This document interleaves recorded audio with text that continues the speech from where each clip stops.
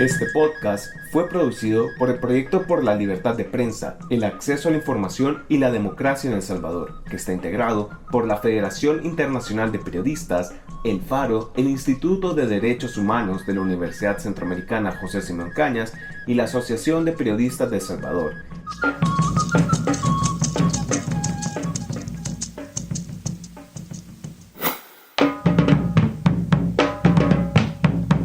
Las opiniones vertidas por las personas entrevistadas en este podcast no representan necesariamente las posiciones de ninguna de las organizaciones miembro del proyecto.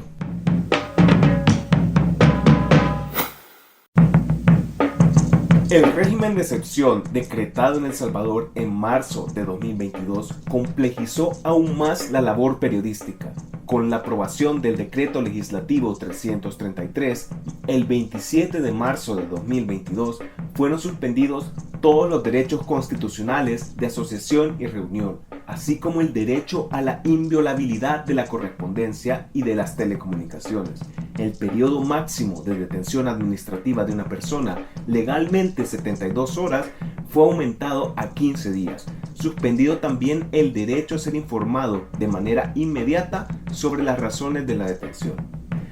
Conforme a la Constitución de El Salvador, un régimen de excepción solo puede mantener vigencia máxima de 30 días y ser prorrogado una sola vez, a través de un decreto legislativo cada mes. Sin embargo, el actual régimen de excepción se ha mantenido vigente hasta el día de hoy.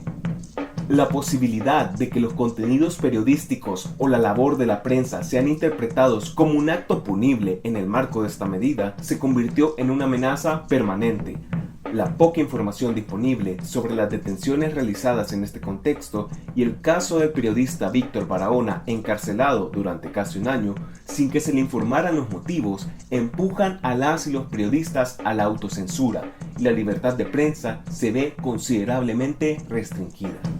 Según los datos del Centro de Monitoreo de Agresiones contra Periodistas de la Asociación de Periodistas de El Salvador, en 2022 se registraron 147 vulneraciones a la labor informativa. Esa cifra creció de manera alarmante en 2023. Al menos 270 casos han sido denunciados. La enorme mayoría de estas agresiones ocurrieron durante el régimen de excepción. En este episodio abordaremos esta problemática a través de la experiencia de periodistas que compartieron sus testimonios.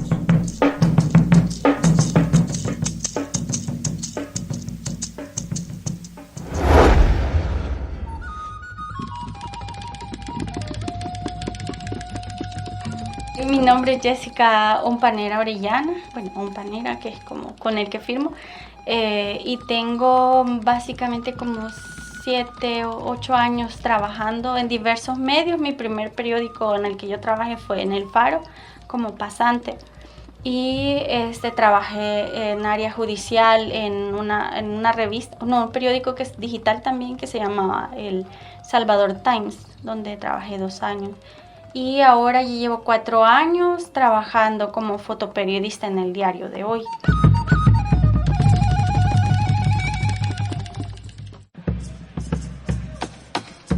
Bueno, emocionalmente es bastante pesado trabajar en una situación así, porque eso no soy yo la única, ¿verdad? Sino que hay otros compañeros y compañeras que les da temor, por ejemplo, ir a una cobertura. O sea, uno tiene que como que hacerse a la idea de que pueden pasar cosas, que uno todo ese pensar que tengo que prepararme para una cobertura, o sea, de que puede pasarme algo, ¿verdad? En cuanto a detenciones o en cuanto a estar ahí, que alguien lo vaya siguiendo, todo eso genera estrés y a veces hasta como que desmotiva un poco de si vale la pena o no arriesgarse tanto para una cobertura, por ejemplo, pero es lo que nos gusta hacer.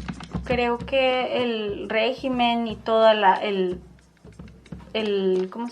clausura, por ejemplo, de acceso a la información o de los mismos funcionarios, que ellos no te dan entrevistas. Ya en algunos casos hemos buscado la postura del gobierno respecto a ciertas coberturas y no han querido decir nada, ¿verdad? Entonces toca buscar en el internet o algún documento que podría podría dar la postura, que es lo que ellos andan buscando. Creo que de las cosas malas se aprenden otras también, ¿vea? Porque después de que ha pasado todo esto en el diario de hoy, se ha hecho como un protocolo entre nosotros mismos y también con la ayuda de la APE, que nos ha ayudado también como una guía de cómo protegernos a nosotros mismos y de cómo tener enlaces con otras personas que nos pueden apoyar, que eso antes no lo teníamos durante la pandemia o antes de eso, ¿verdad? Bueno, yo soy Jorge Beltrán Luna, soy periodista del diario de hoy. En esa empresa he trabajado la mayor parte de mi tiempo como periodista. También he hecho trabajos libres para otros medios como Factum y para algunos de afuera, ¿verdad? Durante los más de 20 años que tengo de trabajar como periodista, siempre me he dedicado al área de sucesos o judicial, ¿verdad?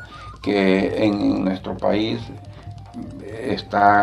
cubre los juzgados, la fiscalía, crímenes, ¿verdad? Pandillas, narcotráfico, violación de derechos humanos, migración.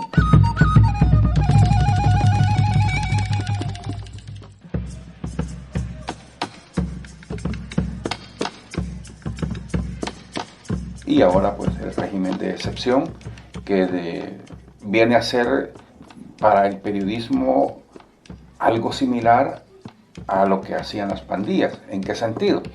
En que pues cuando existía el fenómeno de las pandillas, cuando había control de las pandillas, control territorial de las pandillas, pues uno tenía que moverse con cuidado, ¿verdad?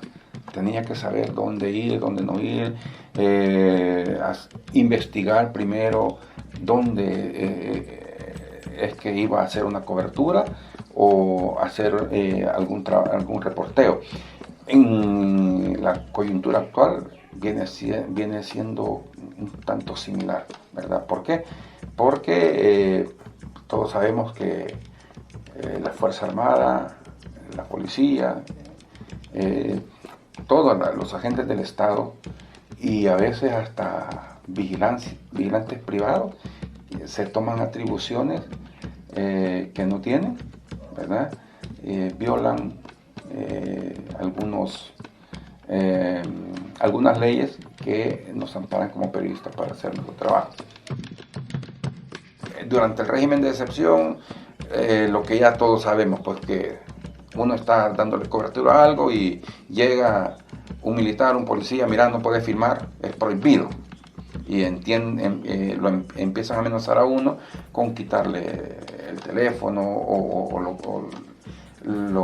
las cosas, las cámaras, pues con que uno está documentando situaciones que están en la vía pública, ¿verdad? No es que uno esté grabando dentro de una institución policial, militar, donde claramente dice que no se puede, ¿verdad? Entonces, de esa forma es que yo he sido agredido y pues ellos, los agentes del Estado, han interferido con mi labor periodística. Yo lo resumiría en una palabra: envalentonados, ¿verdad?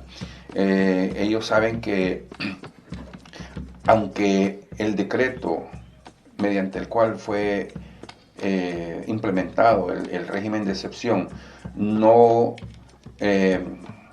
dice claramente que es para combatir las pandillas, ¿verdad? Ellos quieren aplicar el régimen para todo, ¿verdad?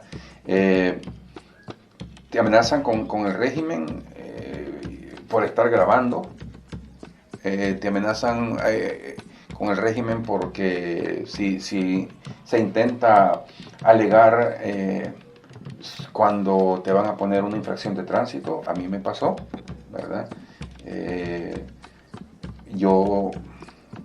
Un policía me impone una esquela, trato de explicarle o de pedirle que no lo hiciera, pues, ¿verdad? Y a lo cual me responde, aquí hasta el régimen te puedo aplicar, ¿verdad? Es una especie de coraza que ellos creen que tienen, ¿no? Con los militares hemos visto también situaciones, no solamente con los periodistas, sino con toda la población. Desde mi punto de vista como periodista, sí, ha habido un cambio muy significativo. Los policías, los militares, la gente de centros penales, incluyendo vigilantes municipales, creen que pueden o tratan de intimidarlo a uno con el régimen de excepción. Así que mi respuesta es sí. Están envalentonados, ellos se creen ahorita con mucho poder, ¿verdad? Los papeles se han invertido o se han cambiado hacia el temor hacia los policías y hacia los militares, ¿verdad? Considero que hay un nivel de estrés muy elevado, ¿verdad? Porque sabes que no puedes luchar contra un policía, contra un soldado. Si él dice que te encontraron algo ilícito, pues esa es la palabra de él. De hecho, hay una reforma legal en la que el parte policial es suficiente prueba para meterte 6 meses de prisión preventiva, ¿no? Entonces, tiene uno que cuidarse mucho. Y lo que comentaba al principio, el hecho de ya no andar tranquilos, aunque son la autoridad y debería de ser sinónimo de tranquilidad, pues no se hace, ¿verdad? Yo he incrementado medidas de protección personal para mi equipo cuando salimos también, ¿verdad? Porque sabemos el riesgo grave por la prepotencia, por el envalentonamiento que sienten los policías y los militares.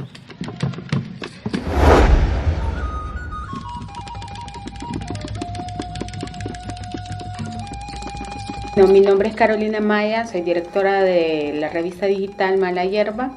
Es un medio relativamente nuevo, con un poco menos de 2 años de haber surgido. Es especializado en temas ambientales, que es en donde me he especializado en mi ejercicio periodístico en los últimos 18 años. Soy periodista multimedia, periodista ambiental y también ecofeminista.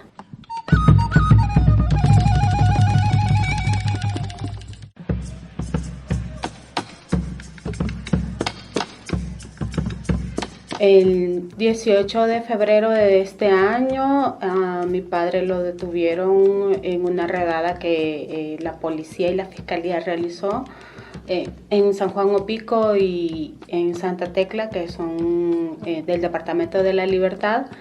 Ellos están en un grupo de personas detenidas a las que se les atribuye limitación de la libre circulación, también la otra que es agrupaciones ilícitas, que son delitos relacionados con pandilleros. Y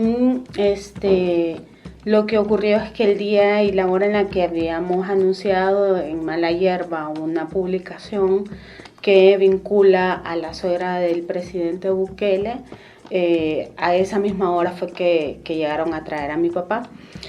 Entonces, a raíz de la detención, empecé a hacer toda una serie de investigación periodística y que son las herramientas que tengo, pues, y que puedo echar a andar. Entonces, me di cuenta que mi padre es un líder comunitario, es un agricultor veterano de las Fuerzas Armadas, que había sido beneficiado con un terreno junto a otras personas que recibieron un terreno de parte de LISA, que es la organización que ve el tema de tierras acá en El Salvador. Entonces, han llegado una serie de empresas a quererse adueñar de estas tierras, que los agricultores dicen que son del Estado, ¿verdad?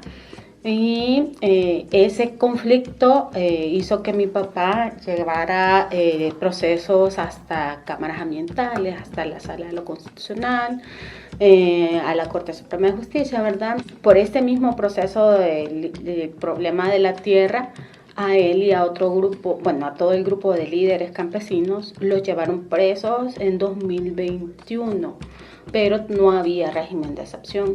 Entonces en ese momento permanecieron presos una semana. Entonces llevaron el proceso de una forma común, como se le llama acá, pero el régimen de excepción hizo que, como el Ejecutivo tiene que cumplir con cifras, ¿verdad?, de detenciones también, se les procesara directamente en el régimen de excepción cuando los procesos, de hecho ya el juzgado ha determinado que va para un proceso común. Entonces les quitaron las agrupaciones ilícitas porque el juzgado dijo que no tenían este grupo de campesinos una estructura pandilleril y que no eran pandilleros, como lo hacía ver la policía y la fiscalía. Entonces creo que utilizan como toda esta figura del régimen de excepción precisamente para decir que todos son pandilleros, ¿verdad? Que todos los que están adentro de las cárceles son pandilleros, pero lo que ha ocurrido es que este régimen se ha ido en contra de las voces disidentes o de gente que se organiza dentro de la comunidad. Entonces, el que entrara bajo el régimen alargó mucho incluso el proceso inicial, porque hasta los primeros 15 días después de su captura fue que nosotros supimos por qué es que lo estaban procesando, por qué es que se lo habían llevado. Ha sido bien complicado porque al inicio yo me culpaba. Yo pensé que, mira, yo no lo descarto porque todavía no, yo creo que nunca voy a tener a alguien que me diga si fue por tu culpa, ¿verdad? Y ese fue un mensaje y no lo habías entendido. Pero sucede que ocurrió el día de una publicación también. Y para mí eso es un detonante que me hace tenerlo todavía en cuenta. Además tuvimos 2 episodios de pandilleros vigilando la redacción de Mala Hierba. Justo pasó uno, digamos que pasó uno en febrero. Luego fue la captura de mi papá y a inicios de marzo ocurrió el otro, la otra vigilancia de pandilleros. Eso quedó documentado con actas y se denunció también. Entonces, por esos sucesos es que yo no lo descarto. Es más, cuando ocurrió que yo hice público todo esto, una semana antes de la publicación llegó la policía fuera de mi casa. Entonces es como, hay elementos que me hacen considerar que esto sí es un ataque hacia mí, ¿verdad? Que no es totalmente algo que está ajeno totalmente a mi trabajo periodístico.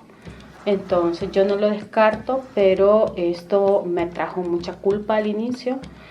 Le he ido trabajando con terapia, también algunos medicamentos psiquiátricos, porque han sido procesos que no he sabido manejar precisamente porque nadie está listo para asumir que te lleven a tu padre, ¿verdad?, preso en un régimen como el que estamos viviendo en El Salvador. Creo que nadie está listo para asumir el costo emocional que te lleva el que toquen a tu familia, porque precisamente nosotros en el periodismo nos sentimos libres de hacer las cosas, pero cuando tocan a un familiar es diferente.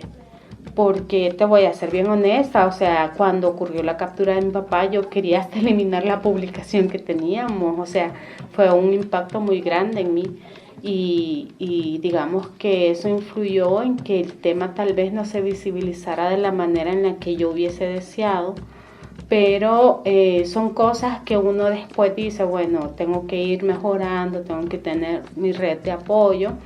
Y lo bueno ha sido es que a través del tiempo he ido trabajándolo. Ahora puedo hablar sin llorar, ahora puedo contar qué es lo que ha ocurrido y digamos que me he trabajado mucho más a mí y no todos tienen ese privilegio, lo sé, pero creo que todos los que pasamos por esto tenemos que buscar apoyo. De hecho, yo ando buscando apoyo para mi familia, para la pareja de mi papá, porque ella ha tenido también momentos muy malos e incluso ha tenido como una especie de derrame facial. Entonces son cosas que nosotros no podemos controlar, que nos desbordan las emociones, pero que tenemos que buscar apoyo. Entonces, creo que eso me ha ayudado bastante, que identifiqué el problema, identifiqué qué era lo que me pasaba también y busqué el apoyo necesario. Entonces, cuesta bastante trabajarlo, pero al final creo que he entendido y dentro de mi proceso he comprendido que el priorizarme también mi salud y mi descanso ayuda a que pueda procesar mejor todo lo que está ocurriendo. Entonces, esto me ha permitido tomar mejores decisiones para saber blindar nuestras publicaciones también, para saber a quién pedir apoyo si vamos a hacer una publicación muy fuerte y que también nos den el respaldo, ¿verdad? Creo que la serie de ataques que hemos tenido como Mala Hierba también ha alertado a gente como la Asociación de Periodistas de El Salvador, que está muy pendiente, que también prestan el monitoreo para cualquier tipo de eventualidad. Entonces creo que ya hay más ojos en El Salvador y al ejercicio periodístico. Yo creo que lo importante es no vernos solos y no estar solos, no actuar solos, sino hacer una red con personas que realmente sean de tu confianza, saber a quién tenés que contactar en alguna situación. Entonces creo que eso es lo más importante para minimizar los impactos, pues, porque las cosas no van a dejar de ocurrir. O sea, el régimen cada vez se está fortaleciendo más y lo que tenemos que hacer es primero cuidar nuestra seguridad física, mental y seguir trabajando, pues.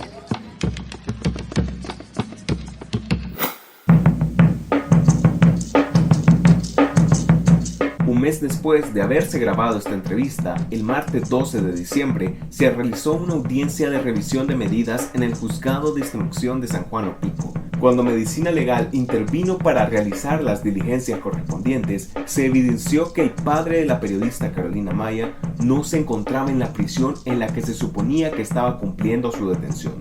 Luego de 10 días de incertidumbre y tras las muestras de solidaridad internacional y nacional y la intervención del equipo jurídico de la Asociación de Periodistas de El Salvador, el padre de Carolina Amaya fue liberado.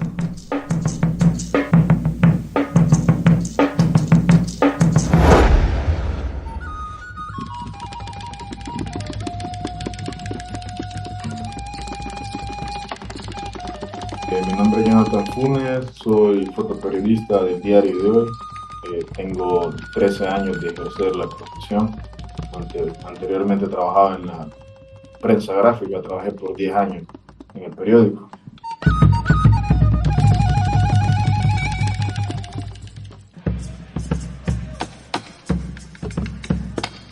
El hostigamiento siempre ha existido, ¿verdad? Siempre hemos sufrido, digamos, de este tipo de represalias contra la policía, contra los soldados, pero creo que se quedaba hasta ahí.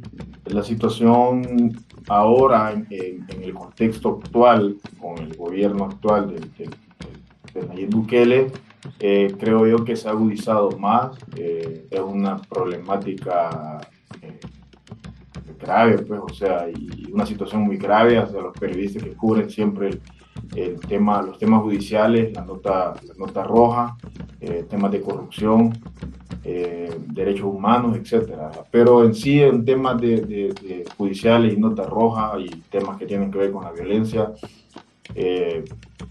la policía y los soldados siento que han aumentado el acoso hacia los periodistas, sobre todo porque tienen todo el respaldo que les da el presidente, ¿verdad? Que es la primera persona que hace hostigamientos contra los periodistas, ¿verdad? por ejercer su profesión.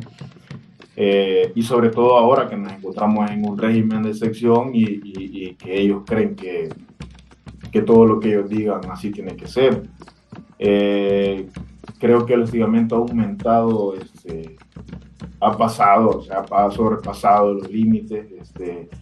Vemos ahora que ya no solo se quedan en agresión o ya no se queda, o que el hostigamiento ya no se queda en un bloqueo a tu trabajo, sino que ahora se ha convertido en que te quitan el equipo, te golpean. Pasamos de esas coberturas de alto riesgo a que todas las coberturas que ahora nosotros hacemos son de alto riesgo. Es decir, jamás en mi vida yo me imaginé llegar a un hospital y tomarle una fotografía a la fachada del hospital de un edificio público, de la vía pública, y que fuera una cobertura de alto riesgo. ¿Por qué? Porque resulta que por tomarle una fotografía al Hospital Rosales, vea, la policía me iba a arrestar, me iba a detener y me iban a aplicar el régimen. Entonces fue una situación bastante tediosa, ¿verdad? Complicada.